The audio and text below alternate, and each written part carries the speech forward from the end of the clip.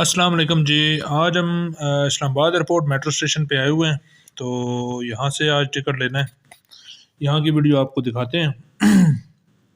यहाँ का एक्सपीरियंस माशाल्लाह बहुत अच्छा रहा हमारा। तो मौसम बहुत अच्छा था। इस्लामाबाद एयरपोर्ट पे ये जो मेट्रो स्टेशन है इसका एकदम बहुत अच्छा है। तो माशाल्लाह एटमॉस्फेयर भी एयरपोर्ट का बहुत अच्छा है माशाल्लाह से। सो बंदा इजीली अप्रोच कर सकता है रावलपिंडी से इस्लामाबाद एयरपोर्ट तक। तो बीच में 16-18 किलोमीटर का गैप आता है, तो ये मेट्रो कवर कर देती है। तो बाकी मेरे चैनल को लाइक शेयर सब्सक्राइब करें ताकि मेरी न्यू आने वाली वीडियो आपको इजीली मिल सके। तो टिकट ले लिए जी। तो अभी घर की तरफ रवाना होंगे माशाल्लाह। तो ये देख सकते हैं माशाल्लाह 3 टिकट लिए हैं जी। ये देखें माशाल्लाह, एक ये एक टिकट, ये दूसरा टिकट और ये बैक साइड पे तीसरा टिकट।